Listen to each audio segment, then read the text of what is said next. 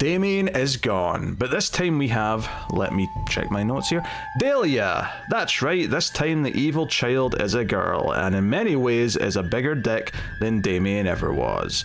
This is Omen IV: The Awakening, a made-for-TV movie that attempts to continue the franchise's legacy.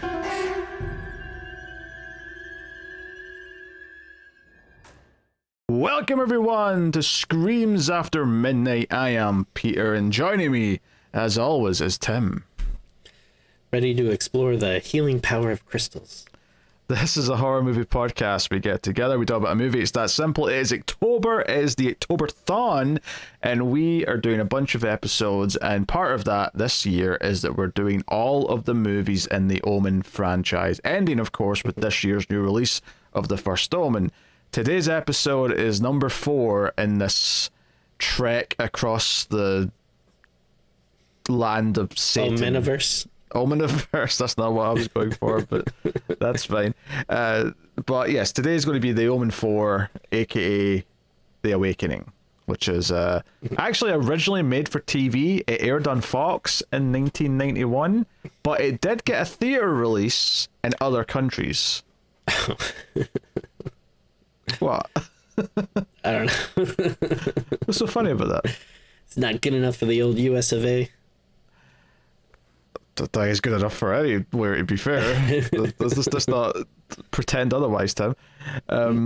So, yeah, well, we'll get into it. We'll talk about it. Apparently, this was meant to be, like, the first in a lot of, like, made-for-TV movies that were sequels to Fox things. Possibly all for the Fox network. But either this just didn't do that well, so they just sort of said, you know what, that plan we had to do all those, like, you know, in the same way that Disney did all those direct-to-video sequels of a lot of their animated things, I think the idea was, there'll be a bunch of direct, like, to TV sequels of various Fox franchises, and... Hey, sorry, George, Omen didn't do so good. You're just gonna have to find a different way for the next Star Wars. Like, Oh yeah, I'm sure Star Wars was one of the things on the docket for this initiative. So obviously it's going to feel a little bit differently from the other 3 that we've done so far, but we'll get into it. We'll start spoiler free, of course, as we always do. We'll give you a warning before spoilers. If you do enjoy the show, you might want to hear about the bonus content you can get, but I'll tell you more about that at the end. But that'll be all Patreon stuff and whatnot. So. Yeah, I mean, the basic premise of The Omen 4 is that a girl is born who may be the new Antichrist, and obviously bad stuff starts happening around her. That's it, that's the premise. I have nothing else to add. Not until spoilers anyway. Like that's the basic gist. So, all right, Tim, what did you think of The Omen 4? I thought you might interject with a bit of casual talk first, or something, or... I mean, I don't know. oh, what do you want me to ask you if you prefer long pants or shorts or something? About the movie, like maybe say you were looking forward to it. Maybe you were dreading this one. Perhaps you think it's interesting. I don't know, anything. I don't like to play my hand until I've been asked the formal question. Thank you. I mean, I technically threw it in there quickly, but you just chose to ignore it. But I'll say it again formally so that you get the message. Tim, what did you think of Omen IV: The Awakening? So as you're aware, I have several young children, and is 2 several? I don't know if 2 counts as several. What do you want me to say? A few? A couple. You have a couple of children, or a pair of children. You have a pair. Sure. And so a lot of, the older one, he's using the potty more and more, but the younger one still, goes to the bathroom in their diapers a lot. And, we have a little, bucket for the used diapers. And so, as I was watching this movie, I was kind of sniffing. I was like, oh no, did someone leave the diaper pail open? I checked it and I was like, oh no, it's closed. It must be this movie that stinks. That's That was that was. I want to go back to the middle of that setup there, where it sounded like you were saying that you just had a bucket for your young daughter to shit in. Is what I thought I was hearing until you said that diapers were going in the bucket, and I went, oh, okay. I was like, one of them goes to the bathroom and is a little bit potty, and the other one's in a like a prison from like the middle of Vietnam or something with just a bucket and nothing else, and that's all she gets. No, it's it's basically like a trash can with a little cover on top. Is it scented to try and hide the smell? Get a little. I think the trash bags usually have some type of scent, but it doesn't work. It's when it's open, you can smell that thing. But yes, this movie sucks. It's very bad. So I guess maybe if I'm a little transparent, I was in a bad mood today when I watched it. I've been working a lot of overtime. I've been having to get up early. The kids have been sick. I'm starting to get sick. So I wasn't in the best mood. So it did make me a bit angry watching this crappy movie. I do think if I was in a better mood and maybe watching it with friends, it might be kind of a fun bad movie, because there are some wild parts in this that I think are kind of funny. That I can see this, like, it doesn't make it a good movie by any stretch. It's, I hate to use made for TV movie as like a negative, because there's especially nowadays, there's plenty of things that go right to TV that are quite good. Whoa. Are you counting being made for streaming services as straight to TV? Because I do think there's a difference. Sure, that's fair. But I mean, that's the modern equivalent. But yeah, you can tell it's a big step down. I mean, everything about it just feels cheap. And yeah, like it doesn't look good. Like, the acting isn't as up to par. The music is pretty crappy. Well, except the parts they just took from the first Omen, though, right? I mean, sure. Yeah. They literally used some of the cues from it. Yeah, I mean, that stuff, of course, is good. But then there's other parts where it just feels like circus music or something. It's like very like jingly jangly, like like, what is this? There's I guess the only maybe little tiny saving grace is some of the wild story ideas are so stupid that it's kind of funny. So again, might be something that's a little fun to poke at with your friends, but it doesn't make for an overall like enjoyable experience, I thought. Now you go. Not only did you say "now you go," you said that with no pause from the end of your actual sentence. That it like caught me. I was like, "Wait, whoa! What do you mean now I go?" Yes, now I go. It's shit. Let's not beat around the bush. Do you know what the sad part is though? Is that there's a few moments, some of these highlights you mentioned of like maybe it could be so bad it's amazing. There's a couple of things that made me think that as well in the first like half hour, give or take. But the movie actually gets more boring as it goes on. The back half of this movie is painfully dull, and even the tease. And one of the problems as well compared to the previous movies is because it's made for TV, and I'm sure the version that aired on TV was probably edited down a little bit. But if you're watching this now, you're probably watching the nice HD version, relatively speaking. So they did shoot it and with like cinema ratios in mind and whatnot. But they obviously didn't go all out in the death scenes in the way that even the third and second movie did. So even though on paper, wait, what? Sorry, they're pretty weak. They're pretty weak. Scenes, well, on paper they're not weak. On paper there's a couple of them that sound amazing. But because they have to shoot around them or not use much blood or they just don't look very good compared to like, because there's one that's very comparable to a death in the first movie and it's much worse. I mean, it's kind of funny, but it's much worse looking, and you can see the you can sort of like compare the two and go, I can see the budget here and the budget here, and not even just the budget, I guess the talent and the ingenuity is also like missing here as well. Yeah, I was very surprised at the audacity to like not recreate, but I guess try to do something similar to like one of the very iconic deaths from the first movie, and it's just like, ooh, like, yeah, this does not compare like whatsoever. No. I will say I did enjoy the little girl's performance by and large, not because it was necessarily good, but I do think anytime she's giving someone the evil eye, I was usually I was a little amused by it at the very least, because the age of the character, obviously there's a little bit of when she's like a baby, but once we get to kind of the main part of the movie, she's 8 years old, which is a little bit older than Damien in the first movie, so she's got a bit more of a speaking role than he did, which I do think makes it a little different, at least. Like, it's not just the exact same thing, because they could have easily just basically remade the first Omen with a girl instead and called it a day. But there is at least a few things that make it feel a bit different. Now, the name Delia, I don't know, I never heard that before in my life, but I assume they got it from somewhere. Did someone misspell like Delilah or something?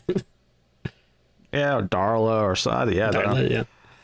It's strange. It feels like they were like, what's the female version of Damien? There's probably like a dozen like female names beginning with D that you could pick, and they went with Delia. I mean, they could have just done like Damina or something. That's a bit on the nose, Tim. Come on. It's a bit too close. Yeah, it's honestly like if it was sped up a little bit and the deaths were a bit better, I think it could be on par with the last couple in terms of just kind of like not great or even good, but just sort of entertainingly bad with some wild spikes of fun.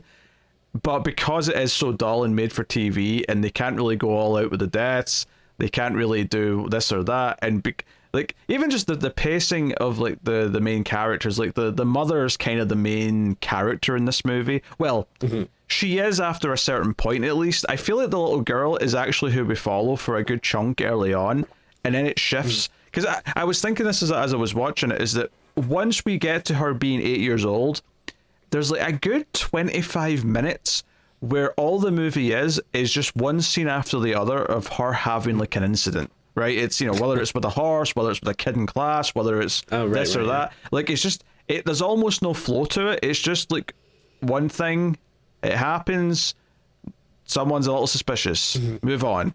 Another thing happens, someone's a little suspicious, move on. Like it happens a good half dozen times, and I was sitting going, oh god, if the whole movie's like this, I'm going to have a nightmare trying to like talk through it and remember it. But then it kind of switches gears a little bit. And it becomes more the mother's the main character, and then it kind of follows her. But what's so weird is that they do the whole thing where she starts to get suspicious and whatnot and start to think something's up. But she makes some wild leaps in logic. This is not like the first movie where they justify 100% like all the suggestions to the Gregory Peck's character about what his son is and what's going on, and like really convince you of like this woman starts to even just think of it as a biblical thing and starts to think, oh, is this an Antichrist thing? Like with almost no prompt, and then thinks that everything's okay. And then when she does kind of, and I don't think it's spoiling anything to say, eventually she does get to sort of the point where she thinks this is all true and this is happening. This woman goes from mildly suspicious to I'm going to stab people to try and like deal with this in like no time at all. She goes from 0 to I don't know, whatever. 666. 666, there you go. She goes from 0 to 666 in a spectacular sped up amount of time. It's kind of wild. Which should be entertaining, but unfortunately all of her investigating is the boring stuff. Her hiring a PI, he's pretty boring. I mean, he's the one actor in this I actually recognize. The PI actor is definitely a character actor that I've seen pop up in other things, but that was pretty much it. Everyone else I didn't recognize a goddamn anyone. Although there is one character that I did see recently on an episode of X-Files. Oh, in fact, get out. Speaking of, there is one actor that I did notice in this. It's a very minor role, but Don Davis is in this, and he was in Twin Peaks, and funnily enough, he also played Scully's father in X-Files. So there's two X-Files connections in this episode. Okay. So he's here. Okay. Oh wait, Yes. Twin Peaks wasn't on Fox, right? That was it like ABC or something? Yeah, I was on ABC. Yeah. Oh, okay. But X-Files was on Fox, so there's a That's connection true. there. I wasn't for another 2 years though, so this was old news by the time X-Files started. I see. But Twin Peaks was like 1990s, so season 2 was probably like on or had just finished or something when this He was like the general guy or something. Yeah, I think he was Bobby's okay. father, if I remember correctly. Yeah. That sounds familiar. Yeah. So, yeah, I recognized him. That was someone. No one else though. None of the main roles I recognized anyone in. No. I'm so glad I waited for that response, Tim. Go on. No, I do agree.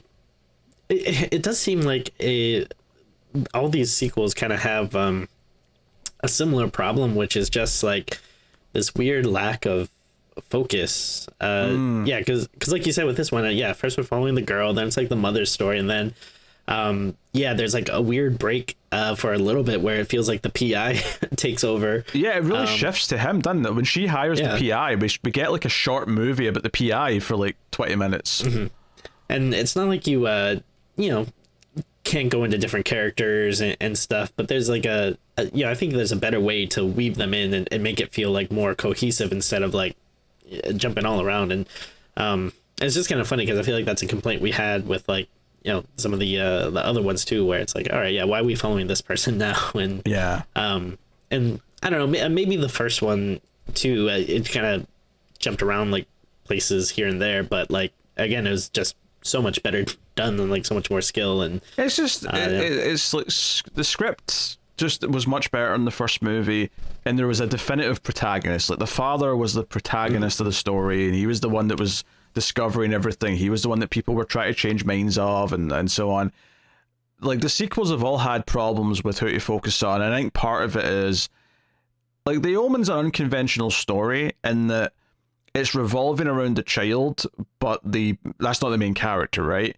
And I think there's this real struggle, particularly in Omen 2, and then in this one, to be like, well, it's about the kid, but we can't follow the kid like the main character.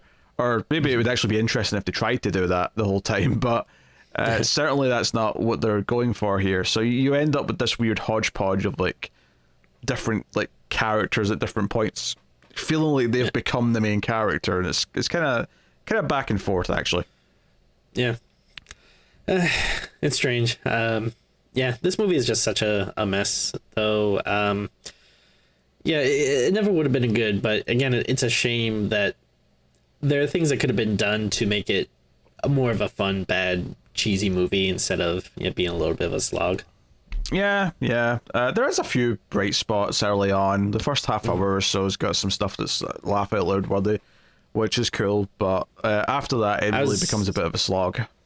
Yeah, I forget how far into it, but the whole like going to the New Age spiritualism fair or whatever, I was pretty much laughing like that whole scene. Yeah, that scene's great. I also think there's a couple of really funny bits with her in the school with the kid, that really got me. But so spoilers, I guess. I really don't know what else to say without just starting to talk about what happened in the movie, because like there's not a lot going on. Awaken the spoilers. Awaken the spoilers. You have been warned, everyone.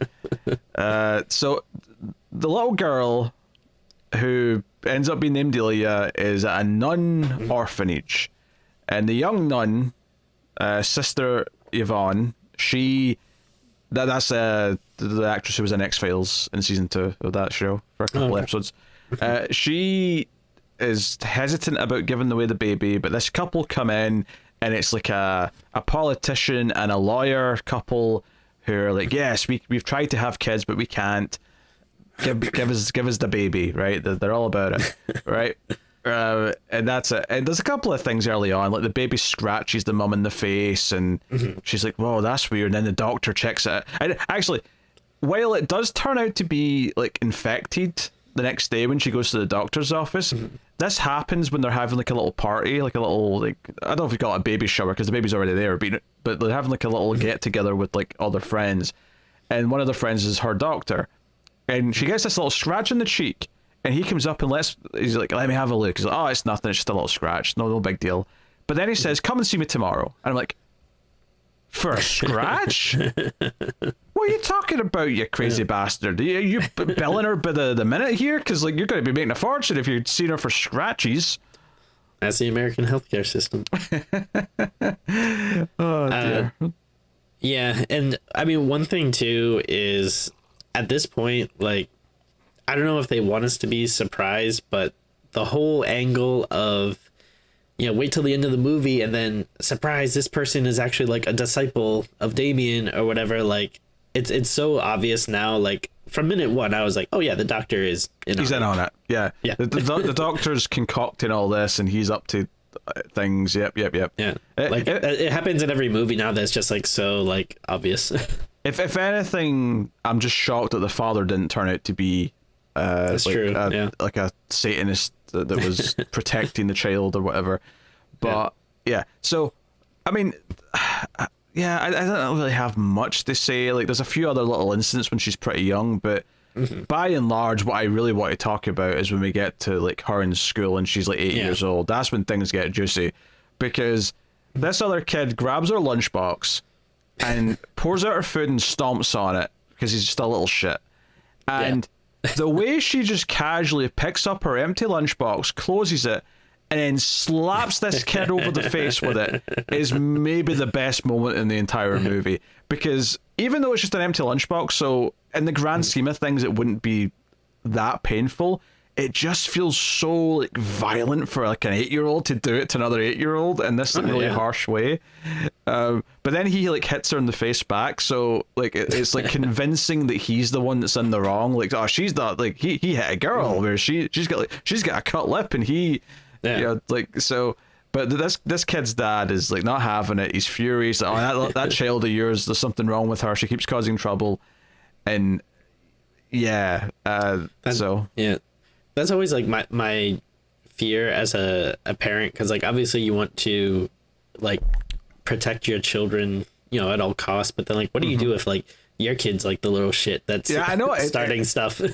That's a tough question. Although cut to Tim tomorrow, like, right, Jem, it's never too early to learn self-defense. Now this is how you hold the lunchbox. Now this is how you slap a bitch in the face. I mean, if someone is taking her lunch and spilling it out and stomping on it, then I would be like, yeah, smack him up a little bit. Yeah, I'm sure the other parents are going to love hearing you say that.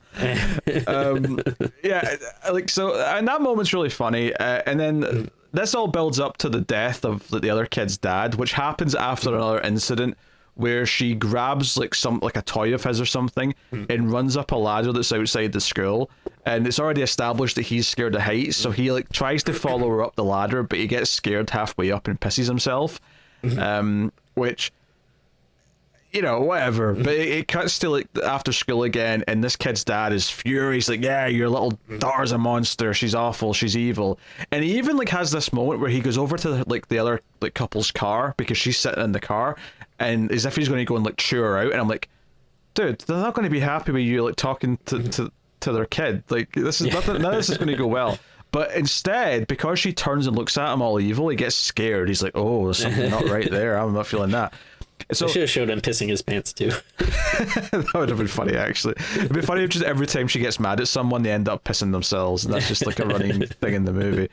But this guy dies by decapitation. Now, this obviously is very reminiscent of the death in the first movie for the photographer who gets the pane of glass going through his neck.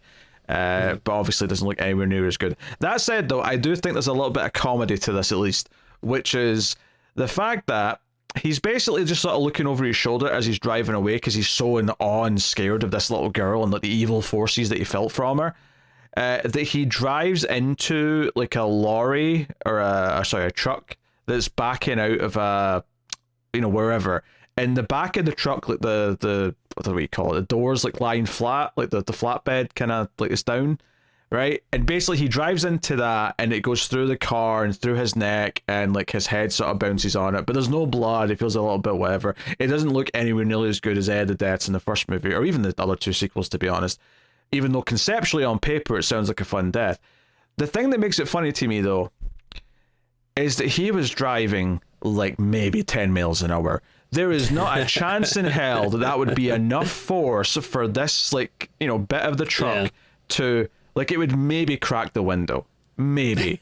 And that would be it. Like, there's no way it would slice through the whole car along with him like it was like a, I don't know, like a molten, like, metal cable or something.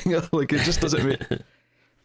And he said, because he's going so slow. Maybe the slow motion makes it look slower than it actually is. Obviously it does, but still, it wasn't enough. He had time to, like, unbuckle and get out of the car. Like... it's crashing. He had time to hit the brakes. Like, why is he not reacting? Yeah. He just kind of like turns around and is like, no, like, dude, you're controlling the car. Like, you can, you know, like maybe you'll bump the front of your car a little bit and you need some paint work or something. But like, apparently this super sharp, strong, like, truck bed is so powerful that it cut right through the entire vehicle.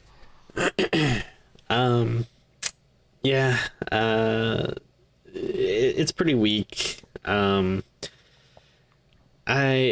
was just really, I mean, I don't know if this is intentionally like trying to be like a callback to the first movie, but it was really jarring to me to be like, you're gonna do something like this shitty, like, and it's obviously gonna draw comparisons to this like fantastic death from the first movie. It was I was not happy with it. Yeah, I mean, I think that's it. I think it's a homage. I think that's the point of it, is they want to call back to that death. And the thing that's weird is, like, I know made for TV, obviously you have to, you know, temper like what you can do and whatever, but also it was Fox, like wasn't Fox like known to be kind of like the bad boy station, like, you know, I felt like they could maybe get away with a little bit more, but I don't know. Hey, to be fair, everything was tempered in the first movie as well. I believe it was tempered glass that decapitated him. Oh, very good. I will say too, the kind of the previous scene where she steals like the kid's toy and stuff. This was like a big moment for me where, I mean, I already knew from watching the start of the movie or whatever, but this, like, I was really feeling just like the difference in tone between the other movies.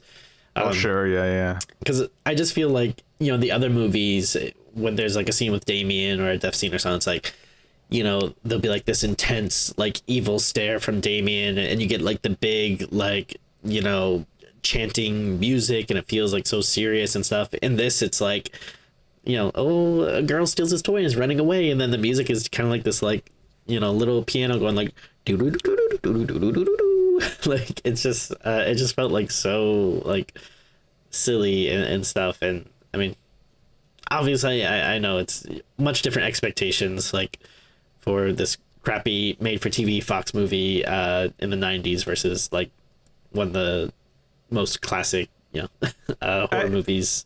Yeah. I mean, to be fair, this is not the only horror franchise where number 4 was a TV movie. Remember Psycho? That was also a thing. So I feel like they can get a little bit away with a little bit more, because I believe that was cable. Well, I don't know. I can't remember, but yeah, I want to say, because that was like I forget if it was Showtime or HBO, but it was like one of those like paid channels that was like, okay, I think, I mean, it's still not that great, but probably getting away with a little bit more than basic cable shenanigans. Yeah. So honestly, the next saga is the whole, other than the mum just gradually getting a bit more freaked out by little things that's happening with the daughter, and like, oh, is she the problem child? Is she doing bad things? There's a whole scene where a horse like kicks her off when she tries to ride the horse, which I honestly, the only thing I'm mentioning that scene for is because from a plot perspective, it's important that she went to the doctor, because that comes back up later. I don't really have anything interesting to say about the horse scene itself. I did think it was kind of weird, because in the other movies, we've always seen that like Damien always seemed to have like some type of control or connection to animals. I guess in the first one, the baboons or whatever didn't like him. Yeah, the giraffes also ran away. So to be fair, I think the first movie established that like all the animals other than the evil dogs were all scared of him. Yeah, that's fair. Yeah. Which I suppose actually we should mention, before she got to 8, when she was like 4 or something, she wanders off to the road and she's about to get pet cemeteried. And instead, this random Rottweiler that's with another guy runs out to the road and pushes her out the way and saves her, which basically is just like I don't know, evil fate intervening to make sure that they want this dog because protect her daughter. So now they have the evil dog in the house with her. So, and the dog does literally nothing for the rest of the movie. Really, it's not a factor. It's only important because we know that there's always a dog like this around Damien. Yeah. So now she has one too. Yeah, that was annoying to me. It was just like, okay, yeah, we're just doing this because it's the thing to do. All right. Yes. So, no, I think the next sort of stretch of the movie, though, that's worth talking about is when they try and bring in help, right? They try and bring in a nanny type character. And it's like, okay, fair enough. And obviously, I'm immediately thinking, is she an evil nanny like the one in the first movie? Turns out she's not. It also turns out, and this might be more distressing to me if I was one of the parents, is that she's really into crystals, like healing crystals and energies and stuff. I couldn't tell if the person who wrote this script, if they were like really into this stuff or if they thought it was like stupid and wanted to kind of poke fun at it. I honestly was like, I guess this can kind of go either way. Because what's the thing? Like when it's just like her necklace, right? And Delia sees it and says, "What's that?" and touches it. She's like, "Oh, it's just a healing crystal." And she freaks out, and I'm like, okay, I guess she doesn't like healing crystals in the same way that she doesn't like crosses and biblical stuff. Is our healing crystals tied to, Christianity? I don't think they are, but... Well, I mean, they are like the only force that can threaten the Antichrist. It just felt like it's a random pill, but I'm like, okay, whatever. Yeah. It's just one little necklace she had. I didn't think she was weird because she had that necklace, right? It's whatever. It's just a necklace. Someone gave it to her. Maybe she thought it was cool. Who cares? Doesn't matter. But then it turns out that she's like showing a book about crystals to the mum in the next scene. She's like saying, "Hey, this is all these crystals, and these do these things, and this is all about that." And the mum's really into hearing about it. And then it turns out she had an entire drawer upstairs in her room that she's now got, full of crystals that have all turned black because Delia's spreading dark energy or something. And this anti-healing crystals. This prompts her to call in her friend who's also in the what do I call it? The spiritual community, shall we say? Sure. Right? This long-haired guy with a beard who like talks to her about these crystals and about what Delia might be and how it's all very strange, and he freaks out when he sees her, and it's a whole thing. And it all leads to this nanny trying to basically perform like a sting to try and like so they can get like her and her friends can get like a reading of Delia, where she takes her to this psychic fair. And the running thing here is that as the nanny's like walking Delia through this place and she's sort of looking over it and at various things, every single psychic or different type of psychic, like there's one who's doing like just a typical kind of reading, right, and sort of like predicting someone's fortune, and halfway through the fortune she just sort of turns around and goes, "No, what's that energy?" And Delia's standing behind her. And then there's like a blind guy who's doing like a face reading and saying, "Oh, you used to be a dancer in a different country." And then he just sort of stops touching her face and just like has his hands pointed towards Delia and goes, "Oh no, what is that? What are you?" And all I could think was like, did the nanny bring her here to like lure her into like a trap where one of her friends could read her? Because like, the long-haired guy tries to take her photo, which he does, and the photo's got like some weird qualities to it. It was like, "Hey, this is bad mumbo jumbo. We have to do something about this. Come on now, she's dangerous." Well, that's the thing that's like weird about this scene, because yes, I do feel like at first that's what I thought, like she was gonna try to take him there and get a reading or get help, like ask someone like, "Oh, like what can we do about this?" or whatever. But then like the people seem like, I don't know, they're gonna kill her or something. Like they're all like starting to get up and like point at her, like they're like evil, we must destroy her. And then like the nanny is like freaking out and is like, "We got to get out of here as soon as possible." Like, so I really didn't know like what exactly her intentions were. But yes, the scene is very funny though. Like, yeah, and it all comes to an end when Delia's magical energy or whatever starts a fire, and then the fire spreads and engulfs the entire fair. And there's moments during this as it's spreading where like, you know, someone just gets set in fire, so there's someone like dancing around in flames and whatnot. So yeah, there's a really like poorly done quick little sequence where there's someone who's like juggling flaming bowling pins. Yeah, I want to just before you finish this, I want to point out though that the fire in general has already started. This is not how the fire starts. This is just an addition to the fire that's already spreading. You may continue. So first of all, it's kind of funny because like, is this like New Age spiritualism? Like what, juggling flaming bowling pins? Yeah, it's like, oh, healing crystals, you know, fortune telling, tarot cards, juggling flaming objects. Okay, but it's like the way it's shot though, it's so dumb because like the guy's juggling and then he drops the like one or two of the pins and they just land on the ground, but then like they cut to, you know, the nanny or something again, and then when they cut back to the juggler guy, the pins are on the ground and then there's just like a guy running like around him on fire, and it's like, okay, so yeah, was he affected by the general fire, or are we supposed to think that like the pins had something to do with this? But again, it's like they just kind of landed on the ground. They didn't like, you know, fly over to that guy or whatever. It's just that made me laugh because it's just like very poorly done. Yeah, I think the idea was that he sort of like walked into them as they were on the ground because it happened right in front of him. Because I think there's a shot of him walking towards them just before he drops the pins.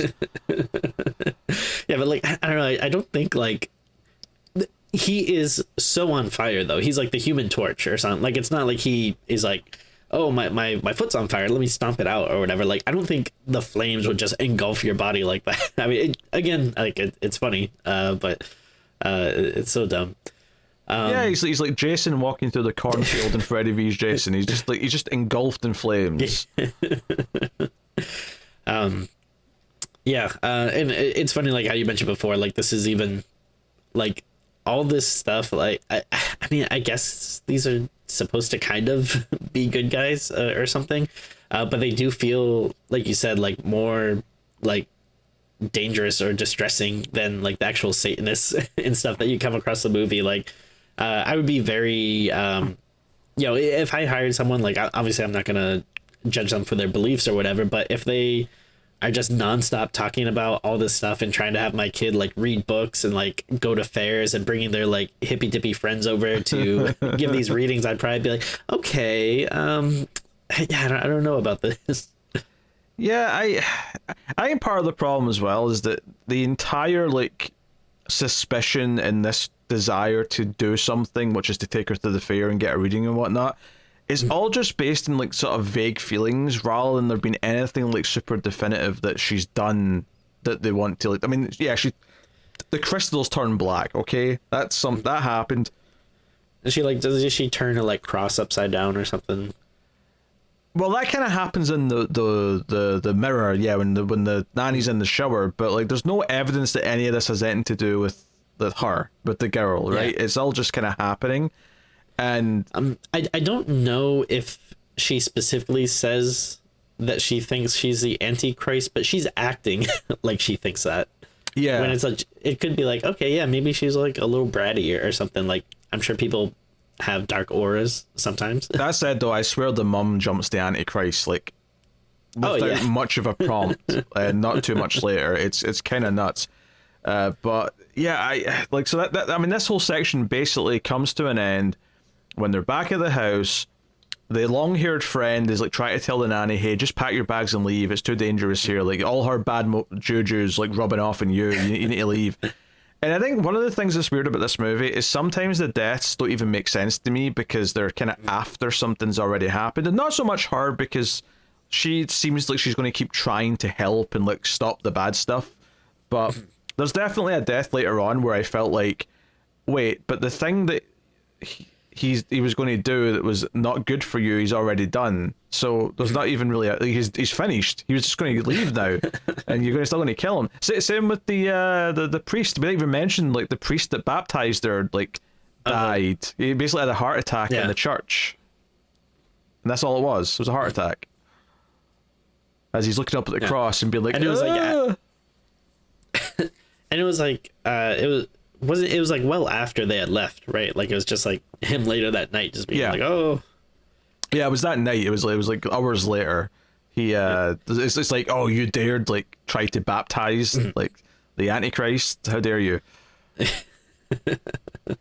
Oh dear. Yeah. So. Honestly, I don't even remember how it transitions into like the mum wanting to get like a PI. Like, do you remember like is it just the death of the nanny where the nanny gets basically shoved out the window by the dog and lands on the little merry-go-round that they've got in the garden? Yeah. So again, my sequence of events is fuzzy, but I don't know if it happens a little bit after this or so when they find out she's going through puberty. Oh yeah, well I think wasn't that after the horse? I want to say that was after the horse, but like, hey, she's menstruating, and they're like, wait, what? She's 8, and he's like, hey, it's very rare, but it is possible. 8 is pretty young. I mean, I know that like I've definitely known people who were 10 when that started, and that is considered early. So 8 is very early, but I mean, I bet it has happened. It wouldn't surprise me if it has happened. Also seems like all right, this seems like a weird thing to bring up in the plot of this movie, and then by the time we get to the end of the movie, it's like, all right, I did not see any of this coming. I think it's just meant to be she's different. I think that's all it is. Like, you know, there's something weird about her. She's already menstruating at 8, but yeah, you're right, it doesn't really come up again in any meaningful way. Well, I don't I mean, well, I think unless it's tied to the whole thing that we find out about. That's what I think, yeah. Like, I mean, was he only able to get the embryo of her twin because she was menstruating? Is that what they're suggesting? That's my guess, which, holy shit, the ending, again, But it wouldn't be her twin, though, then, right? If it's just in there, like, as one of her, you know, one of her eggs, I guess, for lack of a better... I mean, I'm no biologist or whatever. That would just be her child at that point, though. Right? Yeah. The ending is pretty cuckoo bananas. And again, it's you know, kind okay, Tim, we've brought it up, right? We'll go back and talk about everything else, but we need to talk about what the twist, not twist, but what it turns out has happened then. Delia is not the Antichrist herself. She is, however, the daughter of Damien. Right? Now, Damien's not mentioned for like 90% of this movie, and then all of a sudden, the PI found some stuff, mailed it to the mom, she reads it, and she was actually starting to think her relationship with her daughter was getting better, and she immediately is like, oh no, she's the Antichrist, or she's the daughter of the Antichrist. But she basically goes, because like the information she gets at that point also tells her doctor is like a Satanist and part of the whole conspiracy. She goes to her doctor and almost immediately stabs him in the hand with a scalpel and says, I know you're in on it. Like, tell me everything now.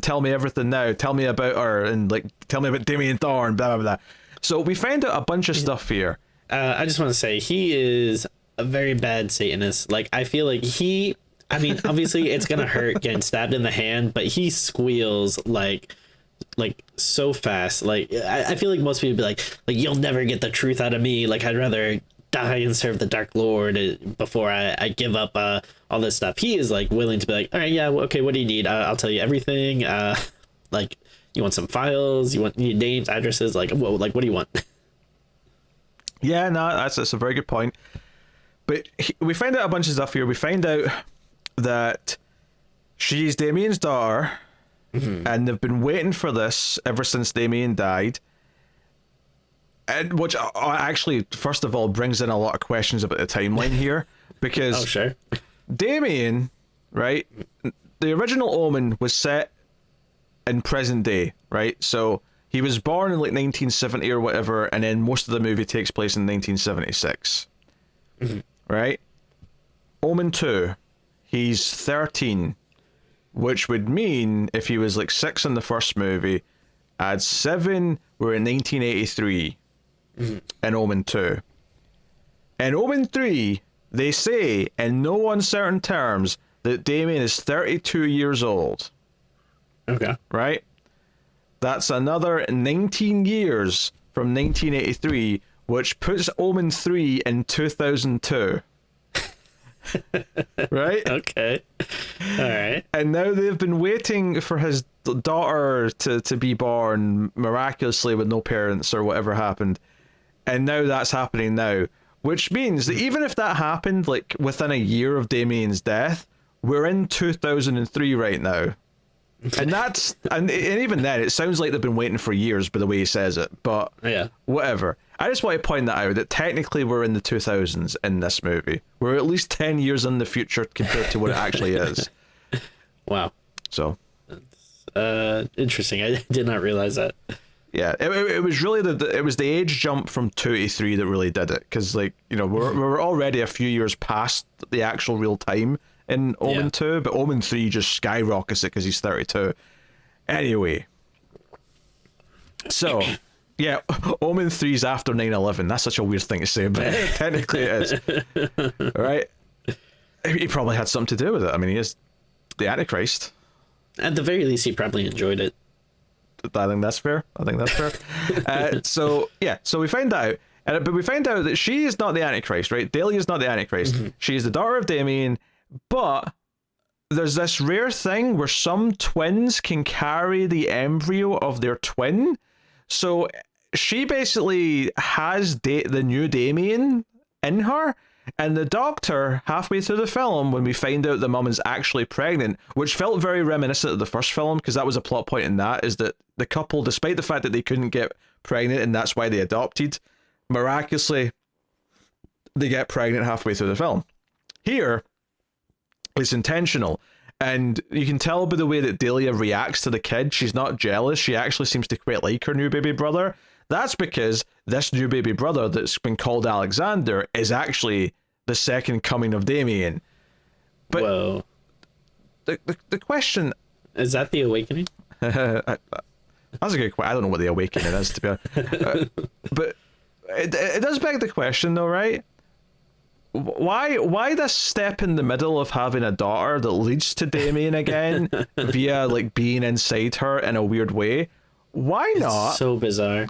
Why not? He just has a son, which is just him again. Like I don't understand. Maybe that's not possible. Maybe someone can explain why that's just undoable. But is there like a weird sexist thing that says like a girl can't be the Antichrist? Like, is that not allowed? I mean, there's even a line from the priest, because of course our mother character goes to a priest a couple of times in this film to talk about the Antichrist, to get some advice about the apocalypse and whatnot.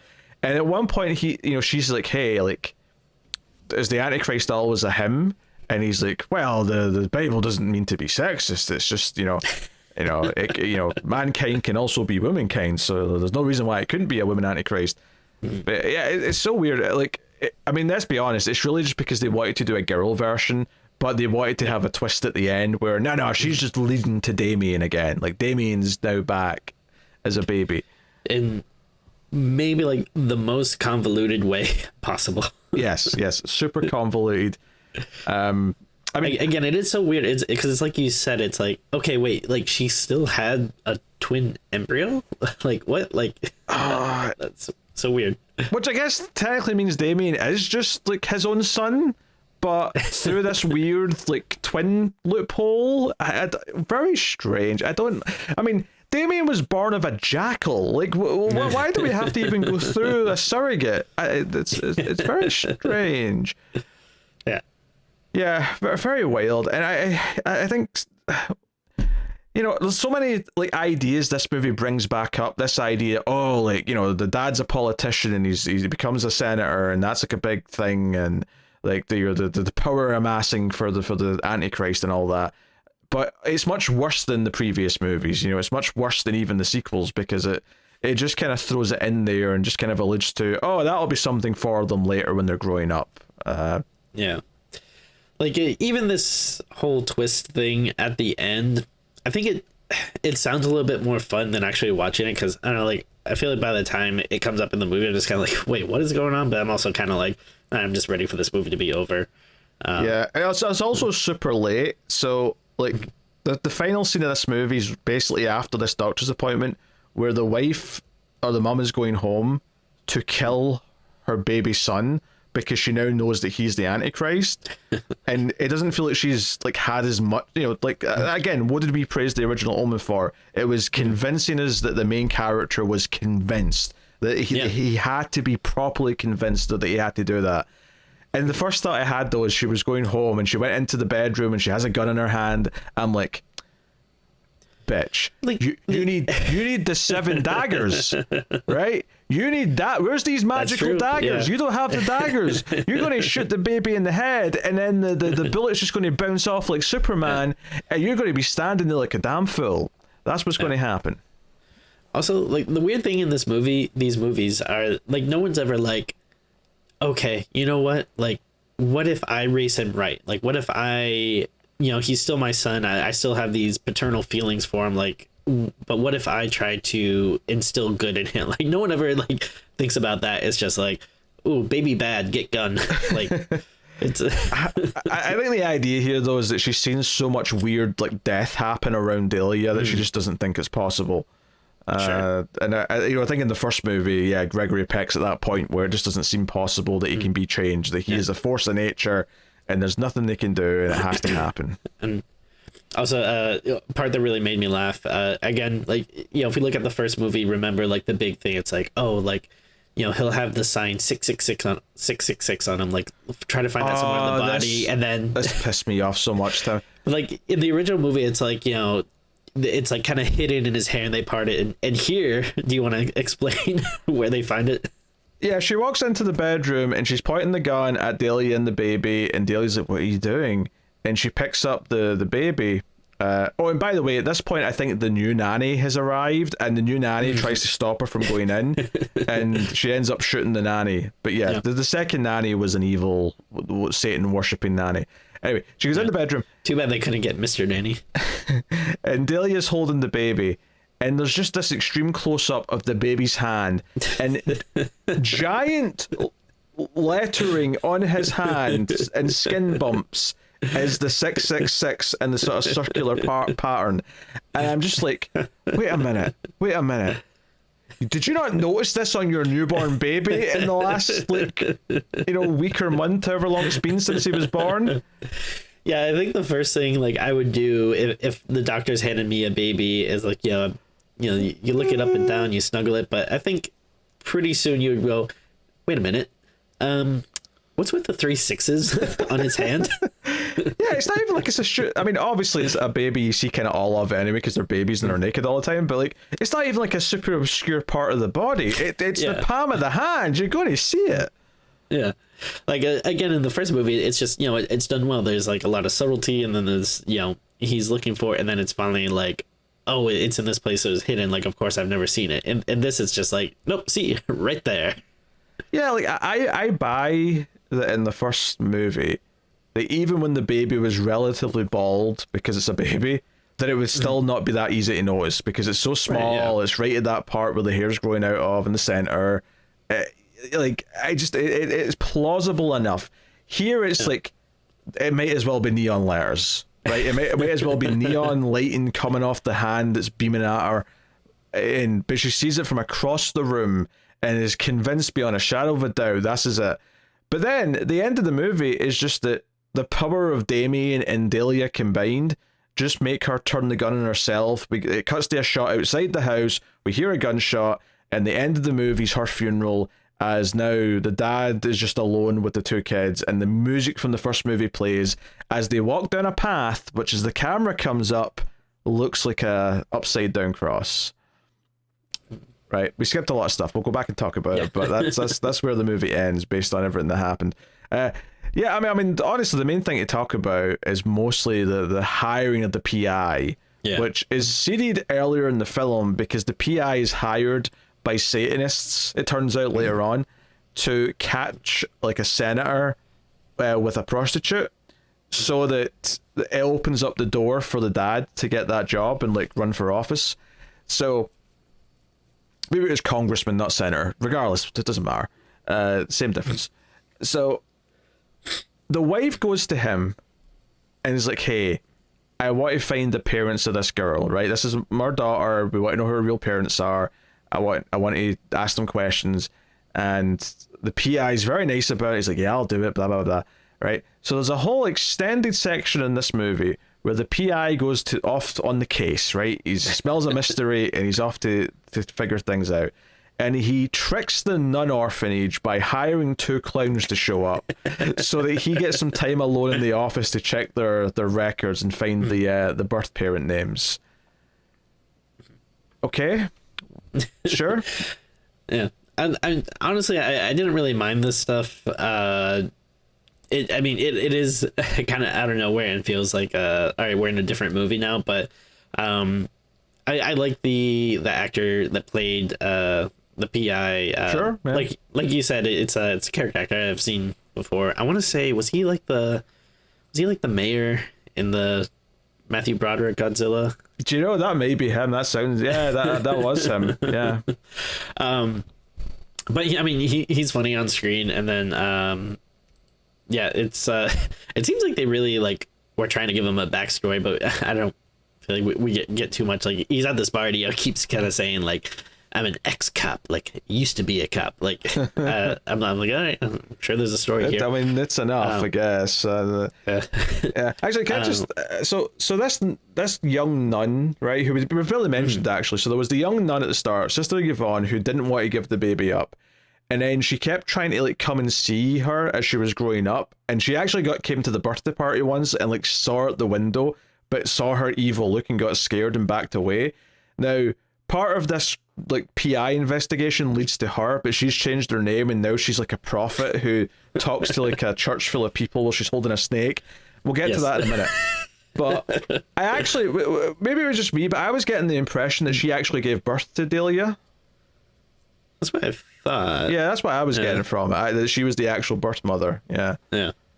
But regardless, like she is like kind of a recurring thing throughout. And then when he goes looking for the birth mother, he doesn't find her, but he does find some evidence. Someone's seen her, and it turns out that she was a nun, and then she became a prostitute. Because he goes to speak to a pimp, as you do, who basically says he had to let her go, which I don't think I've ever heard a pimp say before. Like he's just a normal employer. I had to let her go because her biblical her numbers were down. Well, he says something about like how she kept freaking out the clients because she kept talking about stuff. But then it turns out that she became a prophet. She cut her hair, and the PI goes to this like sermon where she's talking about how, oh, these snakes won't bite me. This big tank full of rattlesnakes and shit won't bite me because, you know, the Lord is protecting me. And they're all handing her like all the people in the church are handing her notes so she can say, you will be protected. Yes, God will protect you. And she keeps saying that to everyone, and it's making them all happy. Bunch of nonsense. Hey. But the PI goes up, and instead of handing a note, hands her a photo of her holding baby Delia at the orphanage, and this makes her freak out, and then the snakes all turn on her and bite the shit out of her. They bite other people as well, but they bite her like, you know, dozens of times. So she ends up dying in hospital. The PI gets the anti-venom or whatever, and he's fine. But yeah, so he ends up like amassing a bunch of research that she had collected in her place, right? She had like a trailer full of like research, newspaper clippings about both Delia growing up, but also Damien Thorne. That's how he knows about all this.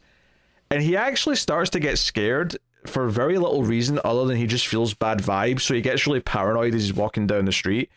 So he decides to like get an envelope and just mail all the stuff he's found to the main mum. And it's like this is what I was getting at earlier when I said, the thing that technically the Dark Force would kill him for, he's already finished. Like, he's done. He's mailed it off. I guess it's just a revenge thing, like the priest, you know, like at the start, but like he's just like, he has this weird hallucination where he's walking down the street and like a group of carolers, because this is like Christmas time now, all turn into like emo versions of carolers and stare at him. That was funny. It's such a weird little moment, and there's a bit where he looks in at like a toy store window and he sees like a toy crane, which is foreshadowing because his death comes when he's walking past a construction site and the wrecking ball comes through a trailer and then hits him in the face, and it comically like freezes as he turns and reacts to it. even though it would happen in the blink of an eye kind of thing. Well, again, it's another thing where it's like it's in slow-mo. It feels like it's taking forever.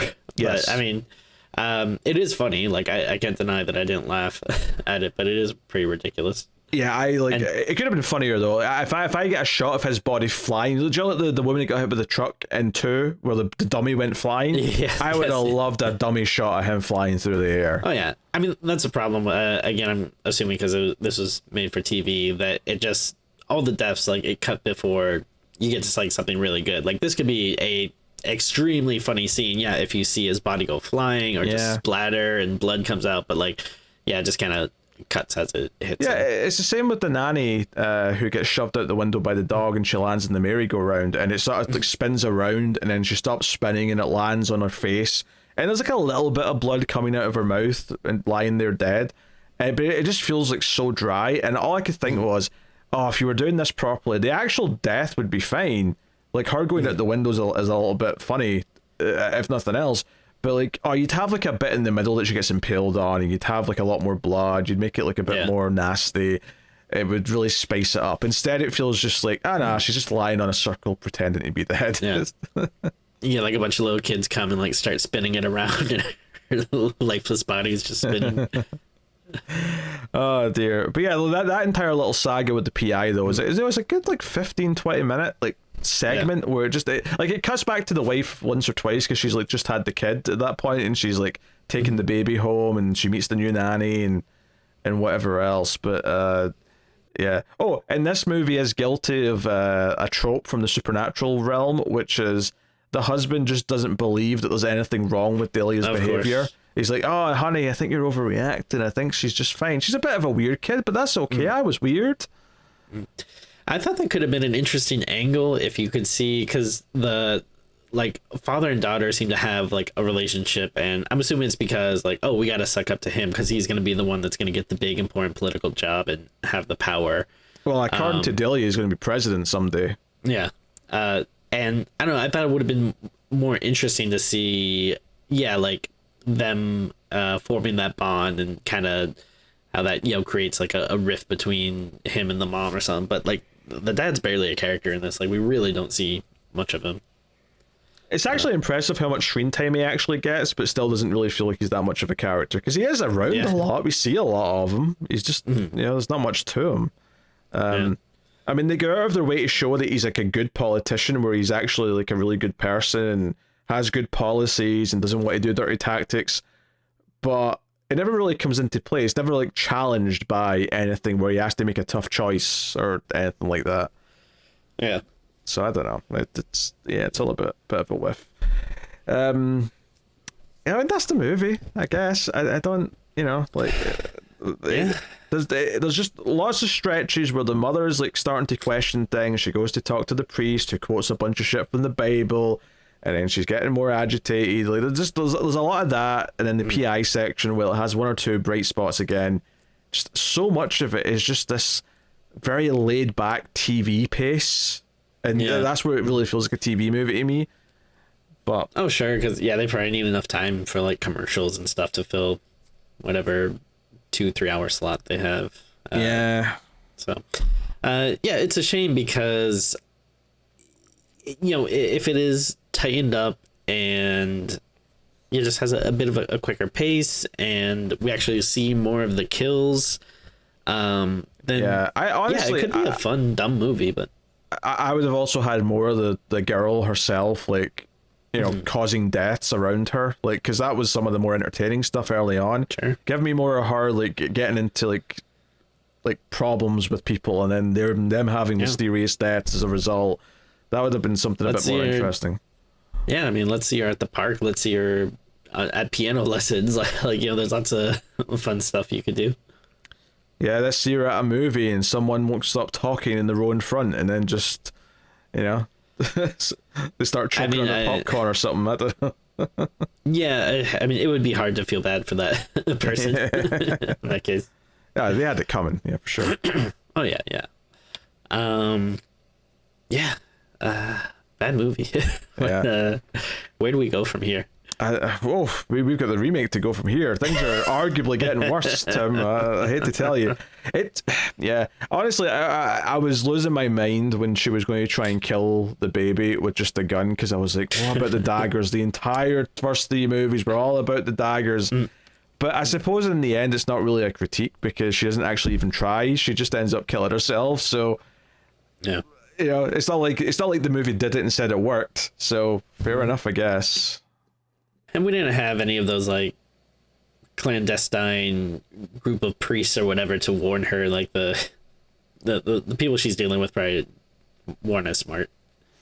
True. She didn't have a chance, sadly. She didn't never stand a chance. Dear. Also, she didn't try to tell her husband about any of this before she did it either. So this would look really bad when he comes home. You know? Yeah. Oh yeah. Where are my children? Oh, I killed them, honey. They were evil. If you say so. Yeah. Anyway, there goes my election. It's just true. Yeah, he's not getting elected if his wife has killed both of his kids. That's not happening. All right, Tim.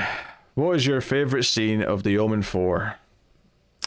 Can we include like the whole like the trip to the psychic new age fair? Like, does that count as one scene? It's a bit of a stretch, but yeah, I mean, I'll allow it.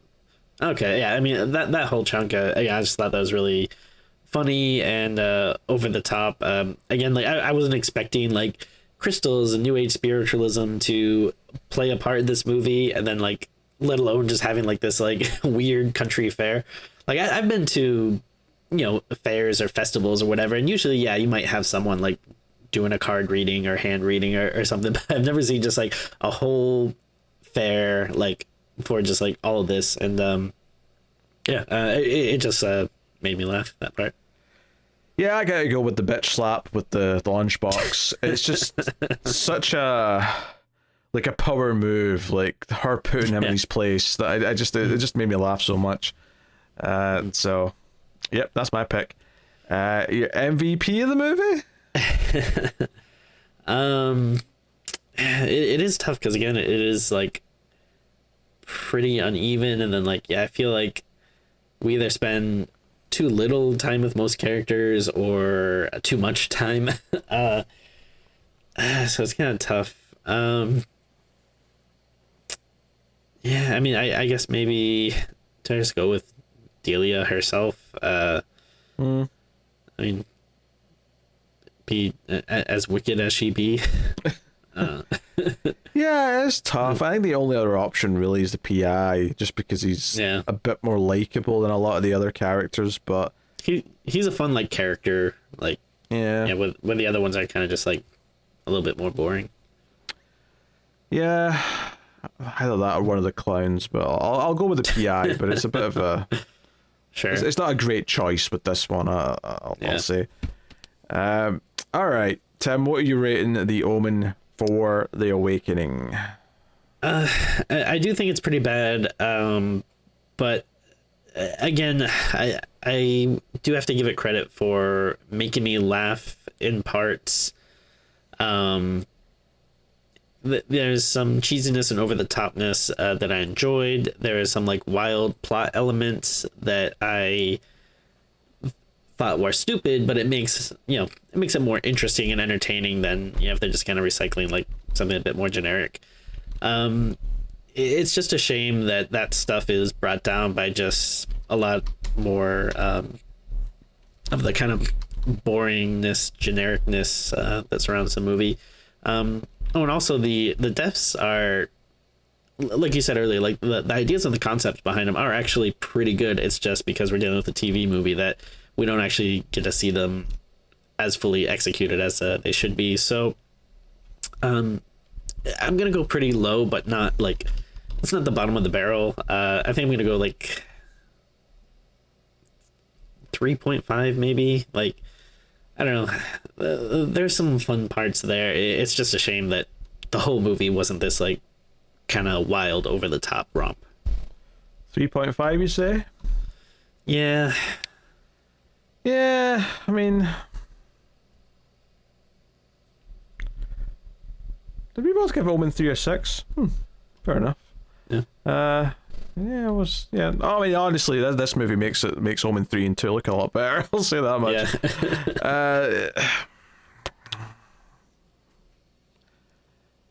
Yeah. There's a couple of little funny highlights, but I think ultimately I can't really go above a 3. So I'm gonna go 3. I was trying to tell myself into a 4 even, but honestly, it's such a chore to sit through that I just don't know if I can. So yeah, I was puttering around a possible 4, but then couldn't do it. On the upside, though,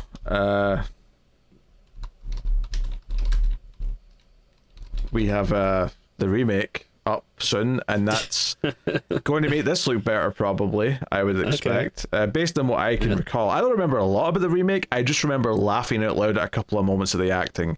Okay. Which is especially notable, though, when you've got real actors that you recognize in a major, like, mainstream Hollywood movie. But there's definitely a moment of emotion from Liev Schreiber that made me burst out laughing in my first viewing. That's all I really remember, so not looking forward to that. Yeah. I mean, I'm interested to watch it. I'm sure it's going to be bad, but I'm hoping I'll at least have maybe some fun discussions to be had about it. Hopefully. That's the hope anyway.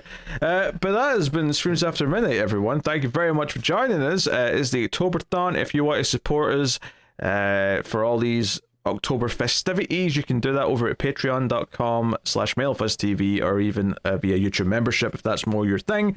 But you get bonus episodes, you get an exclusive episode every month, although in October you get some more. This month we're doing 3, plus at the $5 tier and up you get access to even more streams, which is kind of just like different horror discussions we'll do. Usually it'll be us making a top 5, a top 10, or some sort of, I don't know, horror based discussion game or something.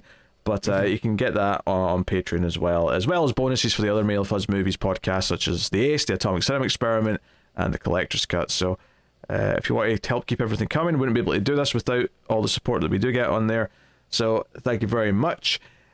I won't tell you what's coming next because the order might change. So, we're recording this in advance.